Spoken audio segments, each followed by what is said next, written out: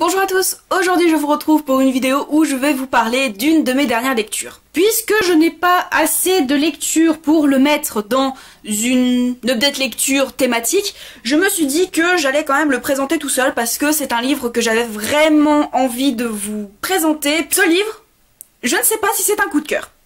Ouais, c'est la première fois où un livre me fait me questionner sur le coup de cœur ou pas. Il s'agit de Miniaturiste de Jessie Burton, publié aux éditions Folio. Vous allez y rencontrer Petronella Hurtman, ou autrement dit Nella, qui arrive à Amsterdam avec son perroquet pour habiter dans la maison de son mari, puisqu'elle s'est mariée quelques mois plus tôt avec un commerçant, donc qui voyage énormément de par le monde, donc elle n'a pas eu vraiment l'occasion de vraiment discuter avec lui. Il se nomme Johan... Comment il s'appelle? Johan Brandt. Johan Brandt.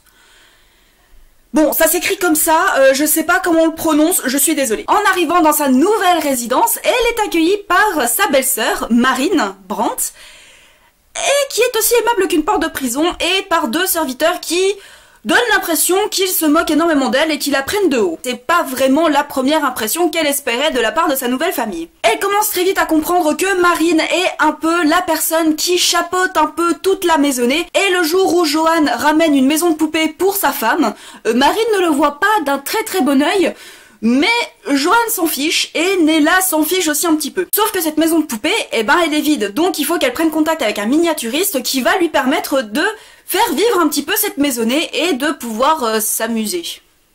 Oui, elle a 18 ans, elle a pas d'autre chose à faire que de s'amuser avec une maison de poupée.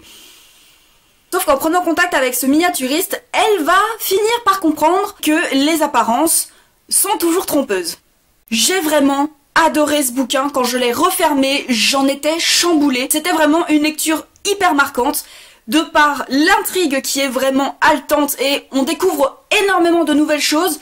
Et c'est vraiment ce côté destiné, ce côté limite prophétique en fait, le côté fatalité un peu comme dans les tragédies grecques, qui m'a vraiment énormément plu parce que une petite chose va en entraîner une autre, pour arriver au dénouement final qui est vraiment énormément touchant et qui m'a vraiment pris aux tripes. Je ne vais évidemment pas vous révéler toute l'intrigue, parce que ce serait vraiment dommage, puisque toute l'intrigue se repose sur les secrets de famille, donc si vous êtes fan des secrets de famille, je vous le conseille fortement, parce qu'il y a énormément de choses que la famille Brandt cache. Le personnage de Nella est vraiment attachant, puisqu'elle arrive dans ce nouvel environnement sans trop savoir où est-ce qu'elle va, mais à côté de Marine, donc la belle-sœur, franchement Marine, c'est le personnage que j'ai le plus adoré. Au début, elle paraît pour une femme aussi froide que la glace, mais quand on découvre tout ce qu'elle cache, tout ce qu'elle porte sur ses épaules, c'est presque un personnage féministe. C'est le personnage éclatant par excellence qui s'est révélé au milieu du bouquin. Elle m'a donné des frissons, cette bonne femme,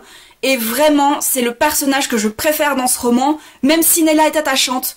Elle ne surpasse pas Marine. Marine, elle est géniale. Elle est... Je vais pas dire qu'elle est parfaite parce que ça ne l'est pas. Ce sont des personnages vrais, donc ce sont des personnages qui ne sont pas parfaits. Marine, c'est vraiment le personnage éclatant par excellence qui se révèle. La seule chose que je reprocherais par contre de ce livre, c'est que je n'ai pas eu l'impression d'être au XVIIe siècle en fait. Il y a des descriptions de Amsterdam, mais je n'ai pas vraiment eu cette atmosphère, un peu comme ce que j'avais pu avoir avec Jane Austen, avec Orgueil et Préjugés notamment, puisque ça se passe à peu près dans les mêmes années. C'est pour ça que si il devait y avoir un roman que j'aimerais voir adapté au cinéma, ça serait celui-ci. Comme ça on serait vraiment plongé au XVIIe siècle de par les décors, de par l'ambiance, par les costumes. Ça serait vraiment fantastique parce que je n'ai pas vraiment eu l'impression d'être plongée dans cette époque, mais ce manque d'ambiance est totalement pallié à l'attachement que j'ai eu pour ces personnages, et c'est vraiment un livre que je recommande pour toutes les personnes qui, comme je le disais, aiment énormément les secrets de famille parce qu'il n'y a que ça dans ce livre. C'est vraiment un livre qui m'a énormément marqué, et comme je le disais, je ne sais pas si c'est un coup de cœur, mais je pense qu'il penche quand même vachement sur le coup de cœur parce que s'il me fait encore travailler comme ça un mois après,